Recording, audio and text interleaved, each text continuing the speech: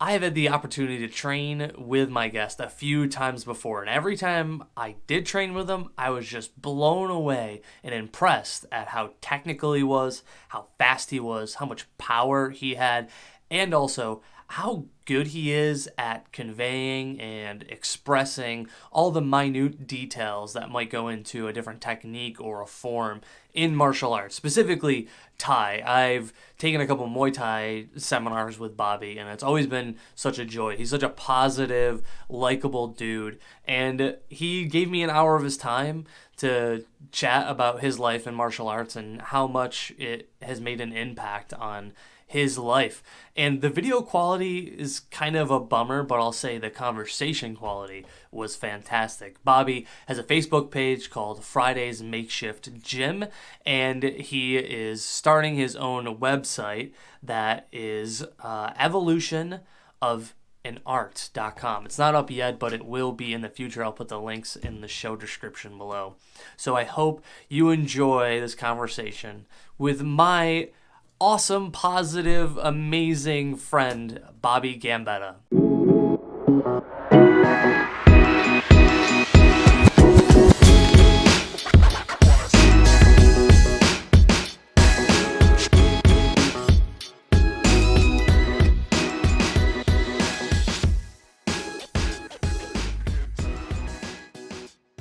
Bobby Gambitta, it's about time we do the episode of a podcast together. I've been dying to talk to you for so long, and I'm glad that we're finally here. Yeah, I feel the same way. I mean, Cory, you're such a great guy. Obviously, we know you're a great martial artist, but more importantly than that, you're a great person. And like we alluded to earlier before we started our podcast, is how time moves too quickly. And when we see each other, it's those really fast and fierce conversations because we're in the Yeah. middle of training. So it's nice to be able to kind of kick back and just kind of talk and, about a Yep. bunch of things. I waited to tell you this story because I wanted to tell it to you first on the podcast. When I first met you, you came to one of our classes not to like teach, but you just wanted to train with Sifu and you drove up to Taikai to train.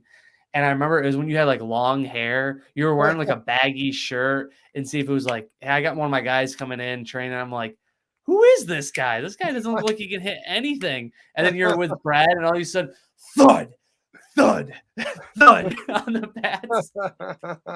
That had to have been like probably 2010, 2011. It was a long time ago, but that memory is ingrained in my head where I was like, you cannot judge a book by its cover. I remember going up there one of the first time just because I wanted to see Sifu, Kevin Seaman. I missed him and it was just I wanted to go see him and train with him. And I knew I'd meet wonderful people. I knew the people who train with him were just great people, like you and Brad. And my hair was super long. I was growing it out and I didn't tell anybody. I grew it out. I'm a public school teacher. I teach 8th grade social studies at Cortland City School District. And I was growing my hair out for Locks of Love because I wanted to do something just in a small way, just do something for others. And Yeah. it was, and I'm embarrassed to say it was tough for me to grow my hair out because it was annoying and got in the way. And when I thought this is bugging me, I was embarrassed to feel like that because the cause is that's the real struggle. People dealing with fighting cancer and the fallout of that. And so I would be embarrassed complaining about it because here I'm healthy and I'm just trying to grow it out. And Brett or Cory, people would make fun of me. They tease me about my long hair and stuff. I was like, boy, the abuse I'm getting. So when I finally cut it, someone said to me, "Oh, you cut your hair? Did you decide to grow up?" And I leaned over and I whispered because I didn't tell anyone. I said I was growing out for Locks of Love, and they felt so bad and apologetic. Yeah, right. I Man, didn't a make guy them can't just feel have bad. long hair and just enjoy his long hair. Yeah, and it's funny. I didn't want to make the person feel bad. It just kind of happened to.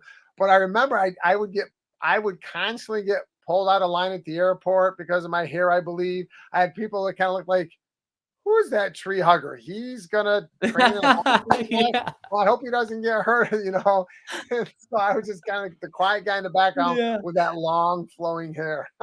Yep. Yep. And then, dude, it was like you came into class, and then a few months later, we were in Buffalo, and you were holding for Brad's test. and you Yes. pop your shirt off, and I'm like, this dude, like his biceps have abs. Like, what is going on? Like, you're shredded to a T. So the whole time I'm like, all right, well, never judge a book by its cover. Bobby knows what's up, dude. And then I see you move, and I'm like, okay, yep, I shouldn't have I had rem those bad thoughts. I remember The that prejudiced I thoughts. remember that seminar, and I remember I always try to hide because I don't like to hold because I just feel bad because, I mean, obviously, it's part of the test and it's good, but I always feel bad. And then, of course, you take your shirt off because you gotta wear the pads and all that, and I'm always, like, embarrassed and stuff. So all of a sudden, I was in charge, like, "Bob, you're gonna hold." I'm like, "Okay, sir." I'm like, "Oh."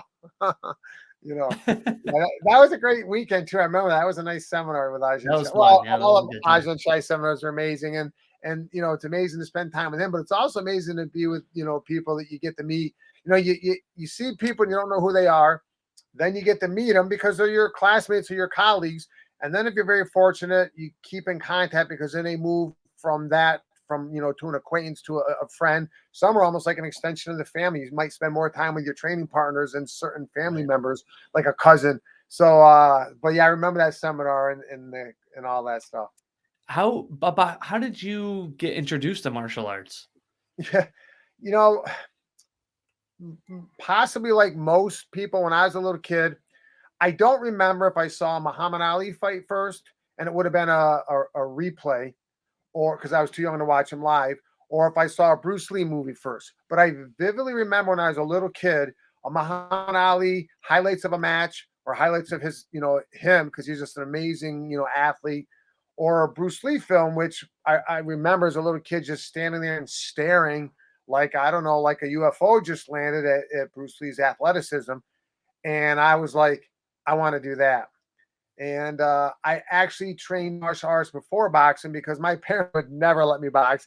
And I'm not mad at my parents. What parent wants their child to box? Because Yeah, right. the obviously the dangers with being hit. So I actually started boxing super late. So I actually started martial arts, but that was the motivation for me, seeing Muhammad Ali and Bruce Lee and knowing other people not even in martial arts, like a Michael Jordan, just seeing their level of athleticism, gymnasts, soccer players, we can name any sport, and just to be amazed. Me, I was always amazed and moved by people when they displayed some type of physicality, which is like, outwardly. And I was like, I want to be like that, or I want to have a similar ability. And that's what gravitated me towards sports, and that gravitated me towards specifically martial arts and boxing, which is a martial art. What was you did boxing first? No, I because my parents would never let me box. I could not Ah, box right. in junior high school or high school. I could not box in college. So it was actually after college, and it wasn't right after college because I had to get a car. So it was a it Yeah. was a process before I finally got my own car. And now I had a sense of independence. Although that's ironic because I was still living at home once I graduated college. But now I drive to a boxing gym. But I still didn't tell my parents because no matter how old you are, you can always be disciplined by mom and dad. Yeah, right. So Right, my exactly. yeah, so my first type of training in martial arts was actually karate. Oh, nice. What type of karate? Hideyoshi Ice Washinyu Karate. There was a teacher. He went to Cortland State. His name was Mr. John Perricone, and at the time he was a second-degree black belt under Hideyoshi. Right now he might be a sixth-degree black belt. And he was student teaching in Groton High School, which is where my mother and father taught. So they got to meet him and became friends. And he mentioned how he teaches karate at Cortland State. It's one of the satellite schools for Hideyoshi Master Ochiai's Washu Karate, but it's only offered to college students. But they were offering a summer session. Did I lose you, Cory? No, no, I'm here. Okay. So they were offering a summer session and it was open to the public. So my father and I trained, and it was fantastic. The That's class cool. it reminded me of the Karate Kid. You started off Oh, really? warming up, you'd warm up, you'd stretch, you'd do your push-ups, then you'd learn a self-defense technique, then you'd train in kata, and then you'd finish the class with sparring. But throughout the class, Mr. Perricone always had philosophy about respect and discipline and being a helpful, good person to your family, friends, the community. So it was amazing. So that was my first martial art. And you got to do it with your dad too. Yes, he trained in the summer session, both of us, and then in the fall, they allowed us to continue training as students. And my father, he was busy with teaching, and then his love was, fishing and hunting like that. So he stopped after the summer, and I stayed with it for a couple of years. Wow. That's cool. That's really cool. You at least got to do some type of martial arts with your dad. That's pretty cool. Right. It was amazing. And then my friend's father was a black belt, and he taught Shotokan karate.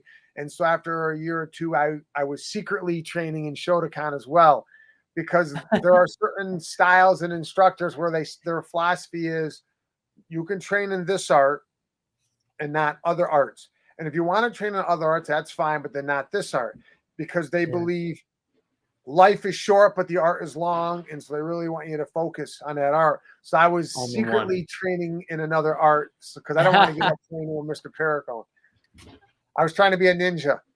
Yeah, how weird is that? I never understood. I guess I could understand that train of thought, but I'm more of like, do everything, train everything. Yeah. There's some of my jujitsu stuff crosses over to Muay Thai, and you wouldn't think so. But there's Well, some it's cross been training there. Cory. I agree with you 100%. I mean, I'm not disagreeing with those who believe just training one art. That's their approach. That's what's For best for sure. them. For me, and it sounds like for you, that approach isn't what's going to be best for us. For us, we like to be able to train in different Yep. arts. And my one teacher said, when you're in high school or college, you don't just take English or math or science. You're taking Yeah. cross discipline courses. And then he'd look at life activities and say, food. You don't just eat one type of food. It's different different types of food depending on the time of day, possibly, or what you feel like having, and Right. not to lessen the complexity and high level skill of martial art to eating a bowl of cereal. But the approach was like in life, that varied approach where you have different experiences. And so that's for me, that's I believe that different arts training in works great. And what you said, I'll take it one step further. For me, just me, I wholeheartedly believe if I'm working with you, Cory, and you're teaching me a triangle or an armbar, or you're teaching me a Muay Thai round kick, or you're teaching me a downward block from karate, they're all the same. At the higher level, we're talking about movement. We're talking about Right. spatial relationship with your opponent. We're talking about different elements like center of gravity, fulcrum, lever. So in reality, I know a jab is different than a round kick, and a round kick is different than an armbar. But also at the same time, I know it's the same, you know. So Right. Right. Right. That's one of the reasons why you gravitate towards training multiple forms of martial arts, right? Because it's not just yeah, boxing that you do. absolutely. If I went to a school, let's say it was offering judo, Brazilian Jiu Jitsu, catch and wrestling, Aikido, I would train in all those arts because they're beautiful arts. And one goal externally would be I'm hoping one day to become an instructor, becoming a black belt. Who does not want to try to improve, and develop, have a nice goal like that, and develop a Right. higher level of understanding in judo or Aikido or karate. But the higher goal is I want to earn a black belt in me, in Bobby Gambetta. So the Yeah. vehicle to developing a deeper understanding of me, of who I am as a human being, and more importantly, what is my purpose on this earth? That is to me what martial arts does. So Brazilian Jiu-Jitsu or boxing or karate is the vehicle to develop a higher level of understanding in me. And so if that is the case, then the more life experiences I have, then the greater understanding I can have of myself. And if I have a deeper understanding of me and who I am, then I think I can have a better understanding of you, Cory, and that will enrich in our relationship and make it a stronger, better relationship. That way I'll be a Right. better friend, a better family person. So yeah, so because that's kind of like my approach, for me, then the best approach is to be able to experience different arts. When you went from, did you go from karate to I would say when you went to boxing, did you still do your karate on the side? Were you always training multiple martial arts? So I trained simultaneously in Washroom Karate and Shotokan, and then when I left for college, those arts were not available. So I was unable to train in those arts, and then I was very busy. So I was just kind of training on my own, from what I learned. And then when I came back before I got out of college, I met Sifu Kevin Seaman. He became my third instructor. My second instructor was Mr. Ray Roberts. My third instructor was Sifu Kevin Seaman, and he was the first to introduce me to Kung Fu.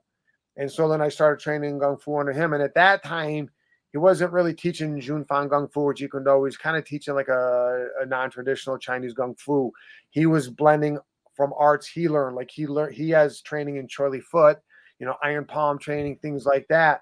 So I trained with him, and I still didn't box yet because I was really young when I trained with him. And so from him, Right. I learned. He was my first my third martial arts instructor, my first Kung Fu instructor. He also was the first one to teach me elements of boxing because he used to train at the LA boxing gym because he's from California. And a lot of people Yeah. don't know that. So he introduced elements of boxing into training. And then he was my first Filipino martial arts instructor. And through him, I was able to meet a lot of my current instructors now. It was after training with Sifu Kevin Seaman for a while that I eventually started to box.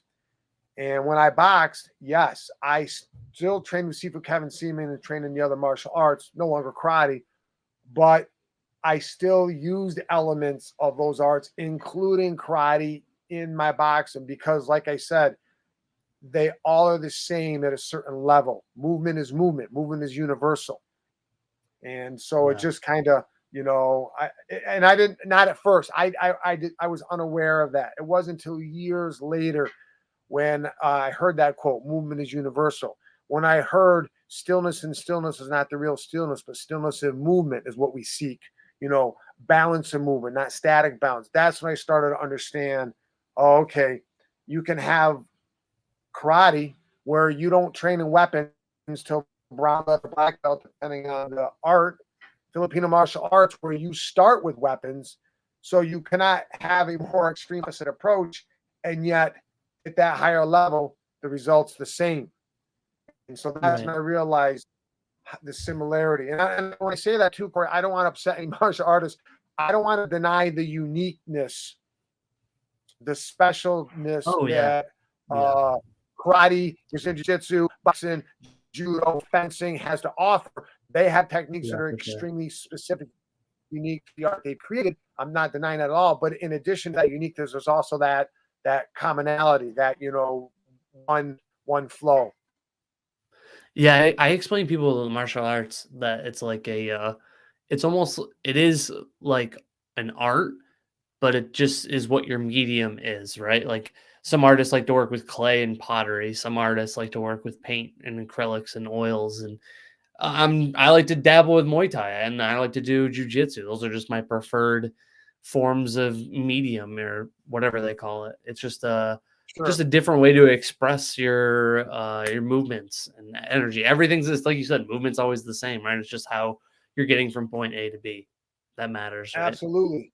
It's interesting you talk about the different art forms because you hear people talk about, like, say, boxing, for example, say the art and science of boxing. All martial art, regardless of the discipline, when you are learning the art, it is a science because you're learning about your center of gravity. You're learning about spatial relationship, lines of attack or defense, or line familiarization. So when you learn the art and they teach you proper position, position before submission, proper technique, where you get the leverage. So all martial arts, when you learn it, is a science. When you truly perform the art, now you're expressing yourself. So now it's an art.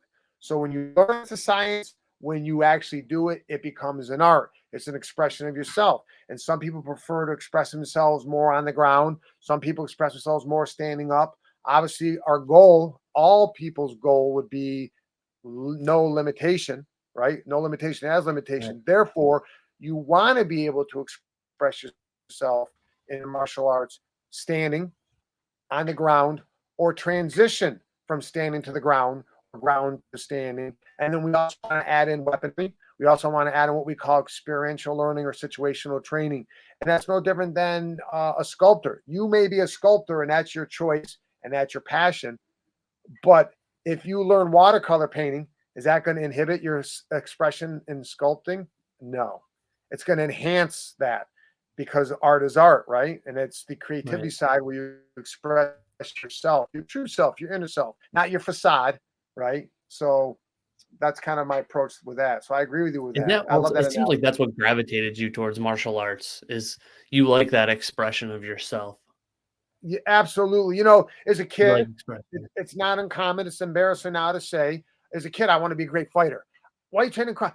Because I want to fight. And I remember watching the Karate Kid, and Mr. Miyagi says, Daniel says to Mr. Miyagi, "Well, you were never afraid to fight, because you train to fight." And he's like, "That's how you think?" He's like, "No. Well, why do you train? So I don't have to fight." So I hear that, Yeah. and I'm starting to shrink because I'm like, well, I started training because I wanted to be a great fighter, and I'm not saying that's bad, but you're young, you're a kid, you want to be a great fighter, not defending yourself Yep. as in self-defense, but because you're young, maybe mature, I want to be a great fighter because that's cool.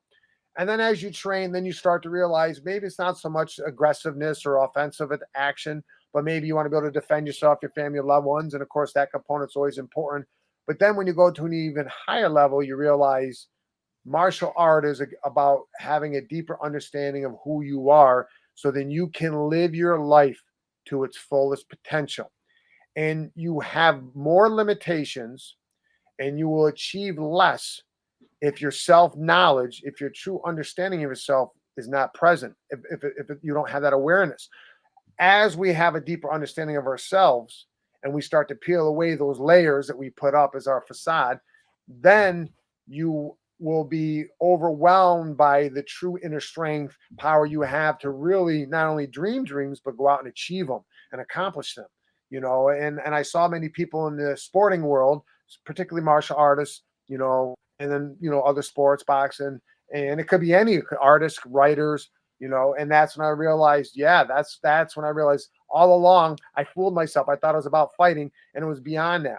And Cory, I'm amazed at how many people who train in the martial arts, and I'm thankful for this, have never had to defend themselves on the street, and that's Yeah. great. A So then I staggering number. realized, yeah, that's great because you don't wish harm on anyone, but it also kind of reinforced we train to be able to defend ourselves to preserve life, protect life, not take it.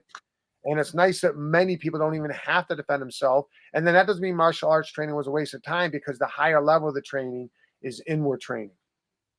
When you started training, did you notice an immediate change in your confidence? Not like confidence, like crazy arrogant, I'm the best guy ever, but like felt more comfortable in your own skin? You know, for me, when I first started training, the opposite happened initially. I was kind of insecure and awkward and I couldn't get it. And I felt kind of like, oh, I don't get it. I'm a slow learner. And then you wonder, are people looking at you or people laughing at you, whatever like that. So I'd go home and I'd say, oh, maybe this isn't my thing. I'm not good at it. But I'm like, no, I like it. So I'm going to stay with it. And then as you, like with anything, as you develop a greater understanding, as you increase your knowledge of something, as you increase your skill, then your enjoyment of it increases, your enthusiasm increases, and absolutely your confidence increases. Where now you're not as inhibited to perform the kata in front of a group, to be thrown in the Shark Tank with a large class and not worry, or to be called up to demonstrate a combination on the Thai pads. You actually look forward to showing your teacher. You show thanks to your teacher by doing well. So yes, as I improved, then my confidence grew, and from that my confidence started to grow within, where I felt more secure as a person, where I didn't have to be quick to respond to where I felt someone was calling me out on something, or I found I had developed greater understanding, greater compassion towards others. Before Cory, before I started training, I'm in line at the grocery store, and the person in front of me is fumbling with money, drop stuff on the floor. I'm running late, so I'm upset, and maybe I'm rude, or the checkout person is rude to me, so I'm rude back. And then now I realize if someone is rude to me, I feel bad because maybe they lost their pet the day before. Maybe they didn't. Right. Maybe they just had a bad day at work that was unwarranted. Maybe it's their fault they're having a bad day. Regardless, they're not having a good day. And to me, it's more important to respond with kindness, compassion, understanding than respond with fire. It's funny, fight fire with water, not fire. So yeah, so Yeah, martial right. arts led me to that.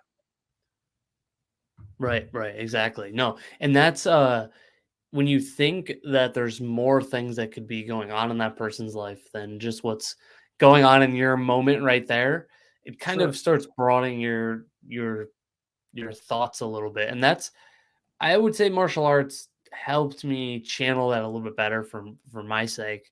We were taught, like, with confidence wise, like, that first, like, few weeks, the first month, you're like, you shadow box and you just feel really weird. You're like, I don't know if I'm doing this right, Yes. and once you get over that and you get in that routine, like, I felt like month 3, month 4, I just felt more comfortable being in my own skin, you know what I mean? I don't know if that was just me being an 18-year-old kid getting older or if that was really part of martial arts, but it really just gave me, like, more self-confidence, Gave me, like, a vehicle to show that I could be comfortable in my own skin. Does that make sense? Sounds weird when I say that like that. No, that makes it. I agree 100%. I felt the same way. As you become more comfortable in your own skin, Yeah. you will then find a greater comfortability with others. You will find your relationships becoming richer and deeper. And going back to that example, maybe the clerk in the grocery store that was kind of rude to me, even if they had nothing going on in their life that was bad and they're just not a nice person, I still can have empathy. I can still have compassion for them because I feel bad that's their outlook, that's their personality. I hope that they're going to find a way to be thankful for what they have and find ways to deal with the struggles they have so they can just enjoy life because this is no dress rehearsal. This is it. And so life's too short Mhm. as it is to not have as much enjoyment as possible in a healthy, respectful way. And so martial arts did that. And it goes back to what you said perfectly. Becoming more comfortable in my skin and enabled me to just have better relationships. It helps you be a little bit more mindful, right? Absolutely. I I love know that for me word it did, for mindful. sure.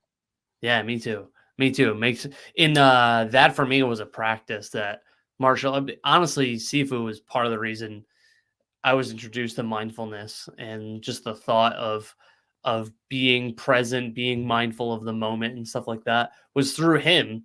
And I thought about that a lot more, and it's carried over a lot with all the martial arts that you do. How do you balance everything, Bobby? Yeah, well, it's being mindful in your Bring it right life back. and mindful in the activities. It's interesting. There was an experiment done, and I know I'm gonna botch a lot of details. I don't like to share stuff unless I kind of have the facts accurate.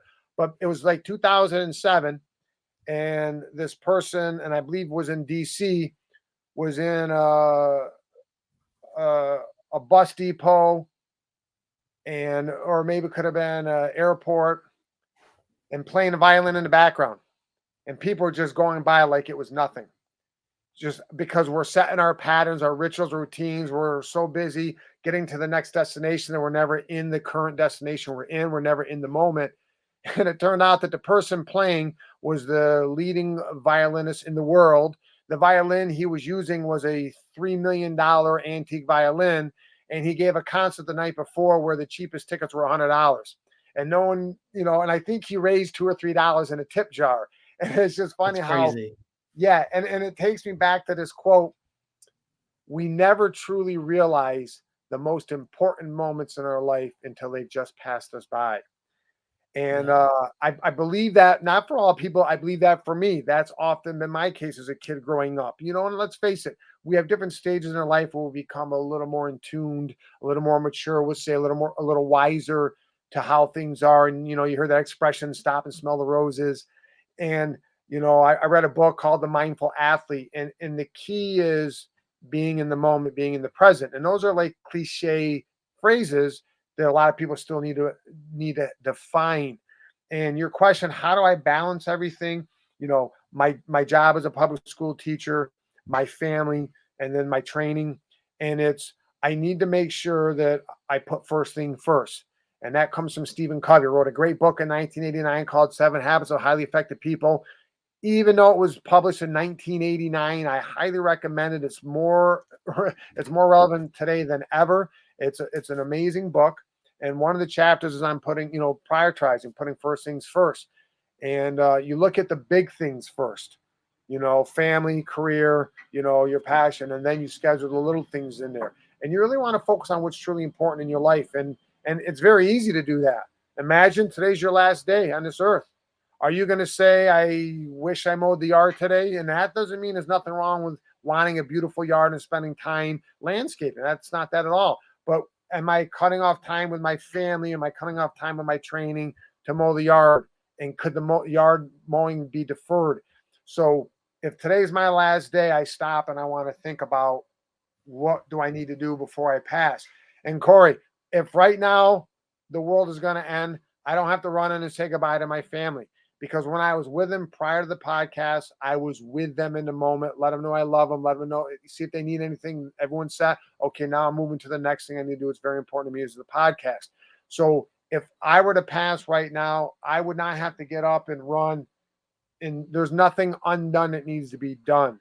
And that's kind of how I live my life. And that doesn't mean you can't plan for the future. That doesn't mean you never stop and reflect about the past. That doesn't mean that at all. That people take things to the extreme to say, oh, okay, then never plan anything, live to the moment. That's not what it means. It means when you are involved in something, reading a book, talking with a friend, you are involved in reading that book, talking to that friend, you're in that moment. And Right. so that's how I'm able to kind of keep things in balance. And I was surprised with you keeping everything in balance. I was talking to Sifu, and I didn't realize how many black belts you have. You have a black belt in how many different martial arts?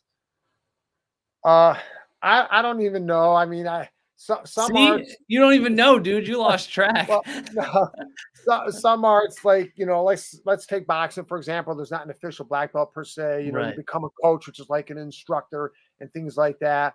And but like I say, I don't have nowhere near as many as most people, even as many as people have in Seaman.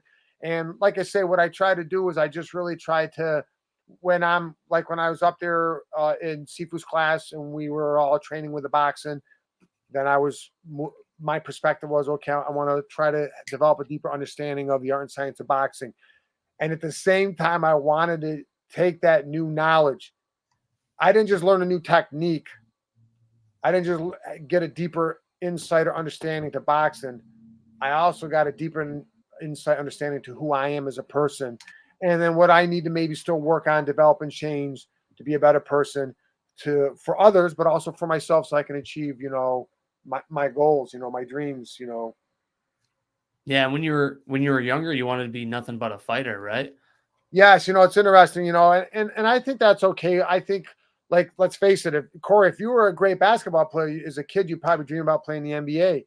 And at some point in your life, then that's going to shift. And maybe now your dream is to be a head coach for the NBA, or, maybe like working more with all athletes. You might want to be a scout, So yeah, our shifts change and stuff, And as a kid, I wanted to be a fighter, and now I don't know what I want to do. I'm still a kid. I was gonna say, now have you shifted your focus to coaching more? When you were here at Taikai, you said you were trying to take a boxing fight, which I was like, Bobby, what are you doing? You're taking a boxing fight right now? Yeah, my plan. They're having boxing matches in Ithaca, and I was excited to be on the card. But the problem is, it's probably not going to happen. I was doing really well, but I'm only getting to the boxing gym 2 days a week, maybe three. I'm sparring Yeah. maybe 1 day a week, and then I stop back and really had to assess the situation. It's like, listen, when you are fighting competitively, like any amateur competitor or professional competitor, whether it's boxing or wrestling, MMA, you're probably at the gym 5-6 days a week. I remember Yeah. being at my boxing gym 6 days a week. I remember sparring 2 days a week. Sometimes if we put a third day in, depending on the intensity of it. How can you expect to compete in anything? I don't care if we're talking badminton. If you're going 2 days a week and your opponent's going 5 days or 6 days, It's a big especially difference. and especially if what you're competing in isn't hitting a birdie or a ball, but hitting someone and someone's hitting you. So, so Yeah, yeah, right. so That's a good way to put it. yeah, so I'm again, it's like anything. For some people, it's very tough to let go and transition and move forward.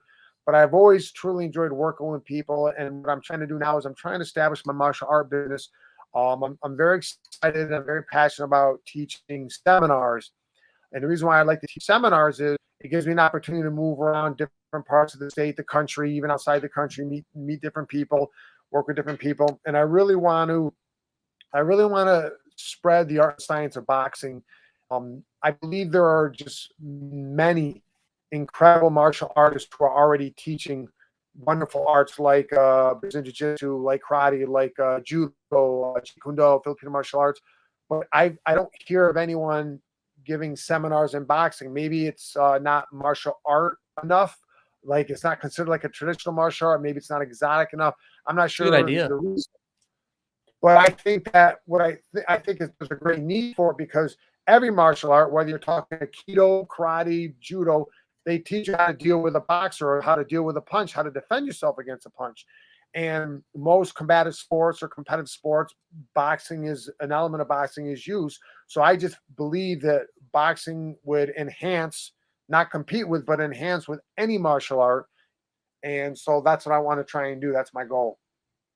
That's a good idea. I knew right when you said that, I was trying to think of when the last time I saw an ad for a boxing seminar, and I can't think of one one advertisement with you doing the boxing seminars. I feel like I always learn a really cool takeaway from a seminar. There's always like when you taught the jab, you gave me all these like really cool details I've been putting into my jab. Is there one seminar that you've been to that you felt like you took away the most out of for your game? You know, it's interesting.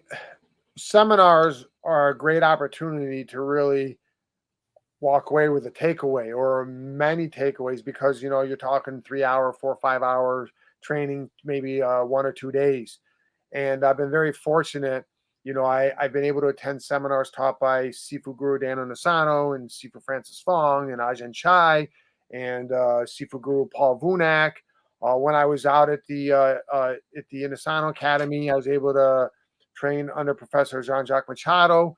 And That's then pretty when I badass. yeah, and then you know, just I can't count how many seminars I've attended that Sifu Kevin Seaman have taught, and all of them, all of them.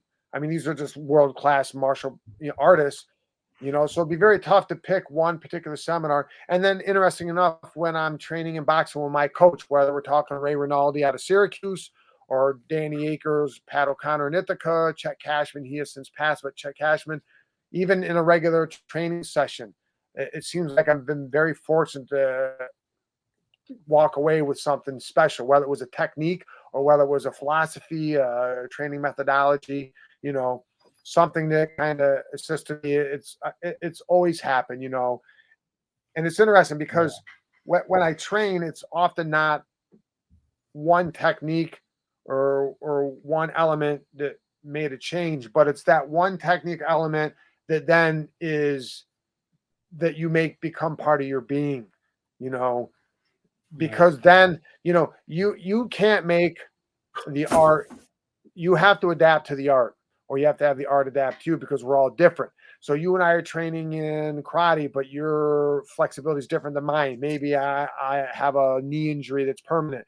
So even though we're taught the same way to sidekick, it's going to be different because we're different people. Yes, it's going to be similar, Right. but it's also going to be different. So there's that adaptability that must occur. And for me, if I was like, oh man, Super Kevin Seaman taught this really cool technique and it's really up my game.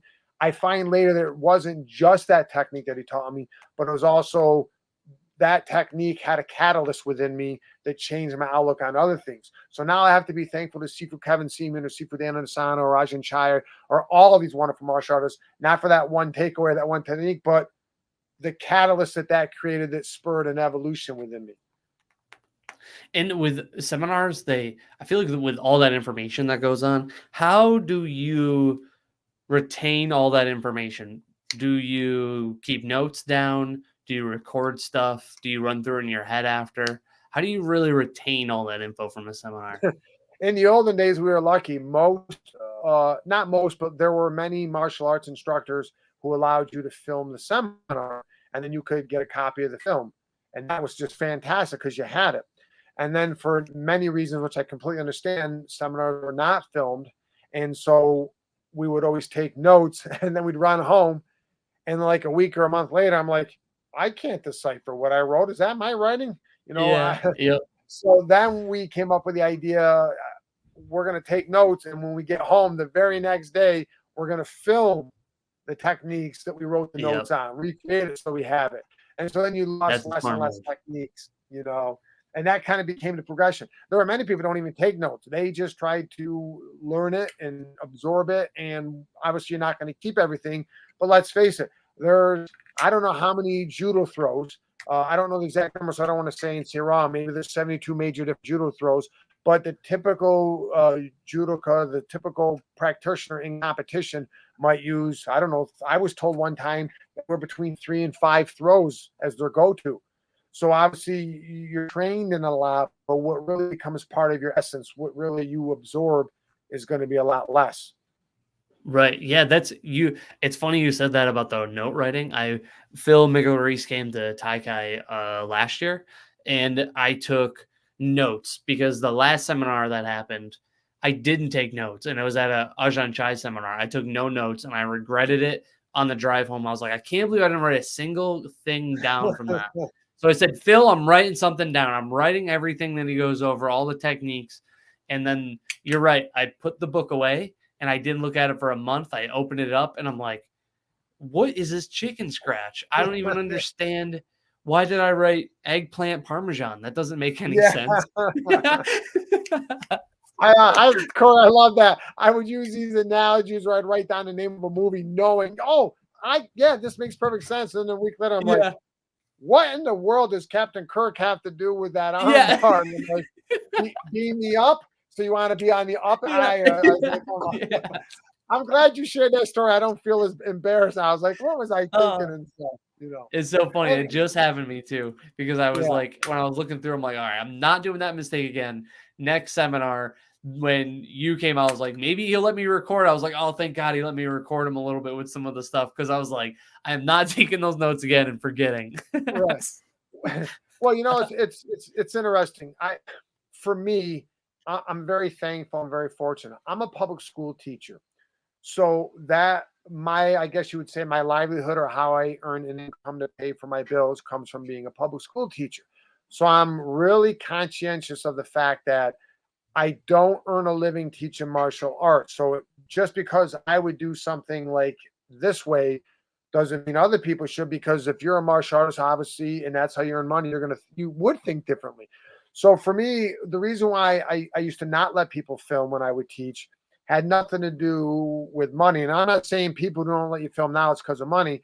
I'm just saying, as a martial artist, or I mean, as a public school teacher, I have an income. So I want to be free with the information, and I want it to be as easy as possible for people to recall the information, because you spent your time, your money and your time to come and train. Why I didn't let people, I preferred people not recording it, was you always get people, and not that have a negative outlook, who post things on the internet, which is fine. And then other people will take a snapshot of the posting, which then could possibly take what they're showing now out of context and then become Right. overly critical. I remember one Right. time a person asking me about certain boxers, because that's kind of a big passion to me, is the fight game, and asking about who do you think pound for pound, this person, that. And I made a comment, and I did not criticize any boxer, but it kind of sounded like maybe I was saying this person, fighter A, is much better than fighter B, and that turned into he thinks fighter B is not that good. And I never said Right. either one of those statements. So then I got to answer questions to people who that was their hero that they thought I was criticized. I'm like, I wasn't criticizing anyone. So my biggest concern with filming is that where everything seems to go to the internet right away, and then who knows what's going to happen. But if Right. it's seafood pebbles, then at this point it's like, I'm not going to worry about it. I know I'm a good person. I do my best to do a good job, be respectful of others. And if it's going to help people, get what I'm sharing with them, because what I'm sharing, what was sharing me, and there's no secrets, So, but it's interesting how things can get like that, and Yeah. it can be frustrating. It always cracks me up. It's funny how people can be so grumpy online, Um, with all your martial arts that you do, is there one that you think is I feel like if I say the most complete martial art, that's a hard question to ask. Do you think which martial art has translated the most between others? Like, has Sure. Muay Thai footwork been able to translate more to other striking sports or vice versa? It's interesting. All martial arts were created by people. It does not matter any story you read, whether the person had a dream and then they woke up and were able to create this martial art, whether the creator gave them the knowledge to create a martial art in the dream, whether you observed an animal fighting another animal. It does not matter the story of creation. Ultimately, all martial arts were created by people. I think we can agree on that. I think the Right. second statement we could probably agree on is no person is perfect. Yep. So if we agree that people create martial arts, nobody is perfect, then no martial art is perfect. So when you said it's a tough question, but what martial art do you think might be the most complete, or what martial art might translate more? You're exactly right. For me personally, I I'm a martial arts. I'm a martial artist, which means I'm a martial arts student, which means simply I just train in the martial arts. I'm trying to use the martial arts as a vehicle, yes, to be able to defend myself and protect my life, my family's life, preserve life.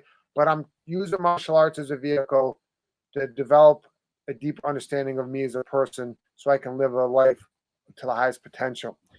So the martial art is the vehicle. So in addition to learning a martial art, learning how to punch and kick, how to take down, armbar, those techniques are great against an opponent, Cory. They're even greater when they're pointed inward against your ego, against yourself. So you can really strip away your essence to your core and understand who you are. So because all martial arts are created by people, no person is perfect. Therefore, no martial art is perfect. So now we can enter into a debate. I know you weren't trying to engage in it. You're just kind of curious if there's one art that really I resonated with and I felt translated. But this debate then becomes, and it has happened in the past, well, then what martial art is the most complete or the most effective or most, and honestly, and again, I'm only a student, so I don't learn everything, and I'm sure I miss a lot. For me to this point till today, even I'm unable to identify one martial art that would be a go-to martial art or a most complete martial art, or a martial art where I remember maybe extracting a technique, a training methodology, a teaching pedagogy, or something that then helped in other arts or in my training in general. I just, like I say, I really believe, regardless of the art, even arts that aren't considered martial art because they might not be warlike or for defense, like say yoga, um, or certain meditative styles. I believe they even can have an impact on an individual and be a catalyst where you're like laughing, you're like, not you, but people laughing like, how did he that slow single takedown was amazing. Where did he up his game to get that? And the guy's like, well, I was at the playground and these kids were kind of, wrestling on the playground. He was going up to fight first. Like, that's not even a martial art source Yeah, that right. upped his game on the takedown. Or I was with this person, they're kind of like a yogi, and they were trying to explain breathing and relaxation of muscles and how you can engage different muscles. We call that muscle recruitment patterns with athletics, and that enabled me to develop greater power in my choke. It's like, oh, so you sat on your head and meditated, and that's how you, yeah, basically. So I still find things like that. So it's pretty amazing. And when Yeah. I teach, when I was teaching how to close the distance in the fight game, it was like, wow, that's great. Who'd you learn that from?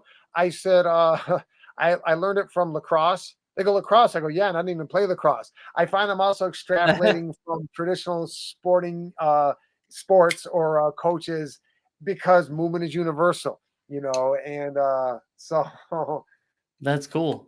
Is yeah. there uh is there one vehicle, one martial art that you haven't tried that you've always wanted to train in? Yes, oh God, there's so many. I've never trained in judo, which I think is an amazing art. I've never trained in Russian sambo. I've never trained Ooh. in aikido. I've always wanted to train in hapkido and taekwondo. I've always wanted to train and Bondo. Like I've been shown elements of Bondo and elements of Cambodian boxing, but they're such beautiful arts. There are so many different styles of Filipino martial arts and Silat I would love to train in. And in Brazilian Jiu-Jitsu, I was very fortunate. Uh, my student or my teacher, his school right now in Ithaca is called Corazon Jiu-Jitsu. Hua, Joshua Lang, goes by Hua, and you might know him because he's come up to, train at Tai Kai and Roll. He's an amazing martial artist. He's an amazing instructor. And I only trained with him maybe about a year, and then the pandemic hit. Since the pandemic and the shutdown, I have not been able to go back and train. And I'm only a white belt. I'm a low ranking white belt. But I Wow. only had to take one class. I only had to learn one technique, and I didn't even learn it where I truly understood it. And I realized what a beautiful martial art. So even arts where I've had a little experience in, like say, Brazilian Jiu-Jitsu, Wing Chun Kung, I would still say, I got to train in that, I got to train that. There's so many amazing martial arts. Often what it comes down to is, and again, it comes from that book, Seven Habits of Highly Effective People. Stephen Covey has a great line. I wish I came up with it. He says, begin with the end in mind. And I love that. Begin with the end in mind. So when people say, listen, what do you think I should train in? What's your goal? So that the end result, I want to be able to do this. Okay. Then we look at you as an individual. What are your, advantages, disadvantages, strengths, weaknesses? What are your special needs? And then we look at the art based on that.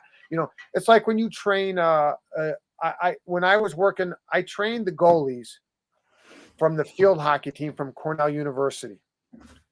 And Oh, it was that's a great cool. job. Yeah, it was a great gig. I loved it because I love working with athletes. I love working with strength and conditioning coaches, and especially I love just to be a student and learn, a lifelong learner. And it's interesting because my philosophy has always been this: if we talk about traditional sports, sometimes it's easier to understand when I use traditional sports. A lot of people talk about you should do this type of training, and what they don't understand is if we take traditional sports, your training of an athlete should be sport specific. The way you train a soccer team is going to be completely different than a way you train a field hockey team or even a basketball team. And so your training has to be sport specific. So if I'm going to compete in the octagon and I want to fight in UFC, fight MMA, my training will be vastly different than if I want to try to make the Olympics for Taekwondo. So your training is going to be different depending on that end result. So your training has to be sport specific. Your training also has to be position specific. So when I go to train the soccer team, it's so different because if you ever seen a goalie versus a midi, way different. You better train the catcher on a baseball team vastly different than the center fielder. And he better be Right. trained differently than the first baseman. So now it's sport specific, it's position specific, but then it better be athlete or individual specific because we have different strengths and weaknesses, different injuries, different adaptations we have to make. So and that's where the complexity lies in the simplicity. It's simple, yeah, but it's also kind of complex because you have to have thought. You have to be aware of that. For me, I couldn't name one art that I want to train in because I want to train in them all. And I couldn't name one instructor I Yeah. want to train with. I want to train with them all. Cory, I'm upset. You only live to be, I don't know, the average age of a male in America might be 78. Let's just say 100. I want to live to be 450. And it's not Yeah, I because I'm know, trying to right? be, yeah, and it's not that I'm selfish. It's just there's so many wonderful things life has to offer I want to take advantage of. And that's why I feel bad when a lot of people don't understand that. And when you're not living a life to your fullest potential, then you don't understand that life is too short. When you're wasting time, you don't understand it's too precious to. And we are so much greater than we can imagine, so much stronger and can achieve so much more that we have to stop settling. We have to stop thinking this is it. If we're not doing what is considered our passion, then we got to make change. And it's never too late. No, it's never too late. I mean, geez, man, look at Sifu's how old? He's 68, Yeah. 69, and he's still doing jujitsu. Yeah.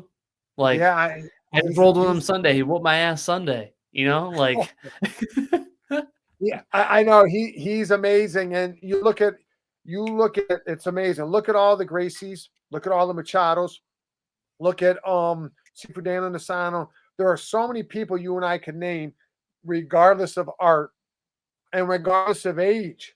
Because Yeah. sometimes it's funny, sometimes it's not. People say, "How old are you?" And I say, "It's not the age, it's the mileage." And then my friend's like, "Yeah, and you've had a lot of mileage." So there could be someone, so there could be someone in their 40s or their 50s, which obviously is not as old as 80s, but because of the limitations they have, the injuries or the things they're dealing with, and yet you see them perform at a high level and you wish you could get at. And it's inspirational, you know. Yeah. Yeah, for no doubt, dude. When I see John Chai or Dan and Asano Oh, still teaching at their age, I'm like, I hope when I am their age that I'm still teaching or have some type of martial arts in my life. Maybe I won't be training as much as I did or as hard as I did, but I still hope I have some aspect of martial arts in my life. sure. Well, it's I don't want to get in trouble, but Seafood Gordon, San and Chai, they prior to the pandemic shutdown, they were traveling the world. Imagine you're born in 1936 and you're gone, I don't know, 40, 45, 47 weekends a year. And it's Right. like Australia, come back, Italy, come Yep. back, Alaska, and it's like just traveling. I now know how much of a wimp I am. Just traveling, I would be time. And it's like, oh no, no, no, traveling, and you're dealing with different time zones, different foods, not sleeping in your bed, and then you have to teach, and you're teaching 5 hours, Yep. 7 hours back to back. You're not just teaching where it's like, okay, do this. You're demonstrating. You're going around and correct. I, I hope that I can get to be 10% of these people we're talking about, all these Yeah, amazing right. I martial know. artists. Well, it's like, how do they achieve that? And it's, always moving forward, keep going. Yep, exactly, and it's always, being a lifelong learner, right? Those guys are Yeah, still learning new things every single day. They're very open-minded approach to their martial arts, which I've always loved and respected. I think that's the only way a martial art could get better, you know? yeah. What do they say? Live as this is your last day. Learn as if you'll live forever. And it's so true. Lifelong learner. It's like that song, "Young at Heart." You're Yeah. we're getting greater as with everything. We're developing greater understandings, deeper understandings in different fields of study, and the power of the mind. And you look at placebo effect, you look at meditation used to battling, cancers or other autoimmune diseases, and it's truly remarkable. And so that positive, that healthy mindset makes a difference in your physical development. If you want to change your psychology, change your physiology, and it's so true.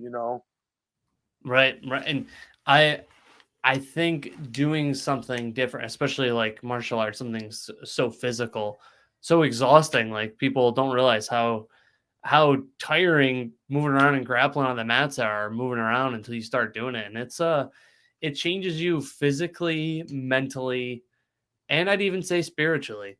Like, you really do have a new approach to things. I think. Well, What were you gonna yeah, say, I Bob? agree with you 100%. I agree with you 100%.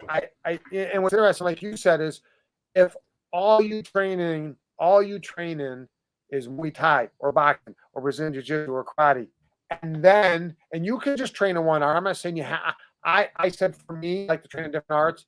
I am not disagreeing with anyone who says, listen, all I want to train in 24/7 for my life is Taekwondo or Brazilian Jiu Jitsu or Judo. There's nothing wrong with that. We're all different. We all have our own paths. For those that want to train one art, great. But if you choose to train in different arts, you could train in just one art and go extremely hard. Like you say, people are unaware of how physically demanding it is to roll on the mat in Brazilian Jiu Jitsu, or how physically demanding it is to kick Thai pads and Muay Thai.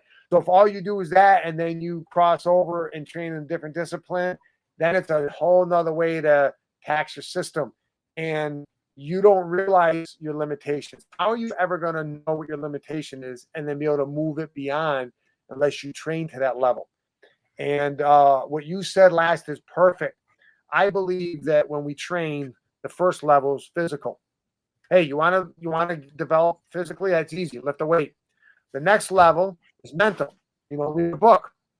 The next level, which is even harder to cultivate, is emotional. You and I have met Emotional. adults who are just very immature, very egotistical. They're intelligent. It doesn't matter their physicality, but emotionally, the development's not there. So when we train in martial arts, you want to be able to develop yourself physically, mentally, and emotionally. And the higher plane, which is very difficult to get at, but achievable, is spiritually. And when I'm talking spiritual development, I am not talking religion. It can be religion, absolutely. But for those who say, well, I'm not religious, it does not have to be religious. You could not be religious at all. You could be an atheist, but still achieve spiritual development. So we just have to come up with an accepted definition of spirituality, which is easy. And so when I go to a class and I'm being taught how to hook, that's physical. And when they teach me the different points on a hook, center of gravity, rotation in a transverse plane, shifting away. Oh, now you're getting very technical. The anatomy of a hook, that's intellectual. Then they talk about mindset, killer instinct, situational stuff. Oh, you have to slip across where you get a little scared of not getting hit, then come back with a hook. Now you're engaged in the emotional component. On the spiritual level, can be taught in the classroom, but often it's going to be afterwards. But that's almost like some people say an extrapolation. Really, what it is in learning something like the hook, I'm increasing not only my knowledge of the hook, which means I'm increasing my knowledge of boxing, but I'm increasing the knowledge of myself, a different manner of movement, a different understanding of the science, the spatial relationship of gravity, of fulcrum and lever, of torque. And as I increase my knowledge of myself, self knowledge, I get a deeper understanding of myself. And if I have a deeper understanding of myself, I can have a deeper understanding of others and the relationships which exist between myself and others. And then I can look at my life and ask myself, am I truly living the life that I choose to, that and am I able to achieve what I truly want to achieve? First, I don't even know what I want to achieve, and can I achieve it? And when you start delving into that, that all came from the hook. It came from something I couldn't do, a limitation, maybe. I overcome that limitation, and then that limitation overcame in my boxing or my martial art of Brazilian Jiu-Jitsu. I now, when I have a limitation in my job teaching or my relationship with my partner or my child or my neighbor, I'm going to understand that I'm going to find ways to overcome that limitation, that obstacle, and that's going to enrich that relationship. And it all comes back to within. So that's how you can get those four. Yeah, I forgot about emotional. Emotional is a big one. Emotional Yes. that changed for me. I mentioned earlier my self confidence was in the can when I first started doing Muay Thai, and it gave me a little bit more comfort emotionally, how to handle myself being in my skin, and also how you react to things throughout the rest of the day. I'll tell you, when you do 10 rounds of pads and Chris is holding for you, there is nothing that bothers you the rest of the day. There is nothing that can bug you the rest of the day. You are just like this all day. Yeah. Well, it's funny. I would never want to say that one level of development is more important than another, because they're not four separate. They're all integrated. They're all connected. We know that. We're trying to develop ourselves in totality, our being, right? But it's interesting in life. You could not be. There are people who are so highly skilled and knowledgeable and are on another level, who are in yoga or philosophers. So their vehicle obviously may not be the physical realm. Not that yoga is not physical, it is, but say a philosopher, right? So anyways, their main development of vehicle could be the intellectual, the spiritual. We meet people that, bodybuilders and stuff like that, where their main vehicle development is physical, but the goal is to integrate your being, yourself, and it's a total. And we have met people who have physical development, amazing athletes, intellectually they could be near geniuses, and they may talk the spiritual game, but they're just emotionally undeveloped, where they're so egotistical and arrogant and unpleasant to be around. So often, you said it perfect, Cory. You were like, oh, I forgot about the emotional development. Too often, Most people do. And if Right. you want to enrich in your life, that's one area to focus on first, because it's not about making friends because you look good. That's physical. It's not about making good friends because you're intellectual. They want to copy off you. It's about how you treat people. It's about that relationship, you know, and that's all based on that emotional. Are you a jealous person? You can't share in other people's success. Oh, he only sold more houses than I did because he was answering the phones when I was supposed to, but I was sick. So you really can't share in the success of others. You want to knock down or lessen their achievement to make yourself feel better. That's emotional. So there are people who have those issues, and it's sad. And unfortunately, that's an area that's most often overlooked, and that is the key. We all want to change our situation. I want more money. I want a bigger house. I want the promotion. But often we don't want to change ourselves. And it's who we are as a human being in totality that often reflects where we are. Now, I understand there are many people, because of institutionalized historical prejudice, discrimination, and racism, who have who are not where they should be, and it's because of that. And that is such a tough obstacle to overcome. And there are some obstacles that maybe some people say are not you're not able to overcome. So I'm definitely not ignoring that. I'm talking in general with many people today, like, oh, I wish I had a nicer girlfriend. And the reality is, I'm maybe not that nice of a person, and maybe that's why I'm in these toxic relationships. And instead of looking out and blaming others, I should be looking in and asking these questions. And so that's really where our development should be, in the totality of a human being. And we're very lucky, Cory, because an incredible vehicle. And I'm not going to say it's the best, but for me, and it sounds like for you, for us, maybe the best vehicle really has been martial arts. Martial arts doesn't just teach us fighting and self-defense. It teaches us who we are as people, who we can be, what we can achieve in all aspects of our life. So I'm very thankful for martial arts, because who I am, and that constantly can be changing, and whom I'm striving to become, I owe to martial arts, because that's been the vehicle that's really opened me up to this internal searching to try to find out who I am and what I can be. And my teachers aren't just my martial arts instructors; they're my colleagues, they're my students, and of course my family, my friends, strangers.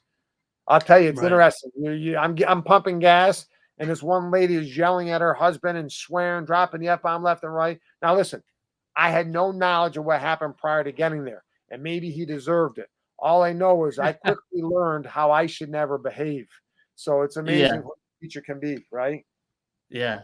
Bobby, that's like a mic drop moment right there. I feel like we should that's like a good spot to end on, man. Yeah, This was so much fun, Bobby, because yeah, I know I've said this before, but when do we ever get an hour to sit down and chat? And it was great getting to absolutely. talk to you. I feel like we could do this for like literally the rest of the day. Cory, I just a couple of things. Number one, like I said, I meant it sincerely. I've said it before the podcast. I'll say it after. Getting to know you, even I know you limitedly. I would talk to Steve when your name would often come up. I always just thought you were just a wonderful person. I'm very That's thankful our very nice paths of you. have crossed, because you're just, like I said, I just think you're a great person. And then for you, create an opportunity for me to be on your podcast is just wonderful, because I've learned so much in listening to you speak, listening to the questions you've asked, the comments.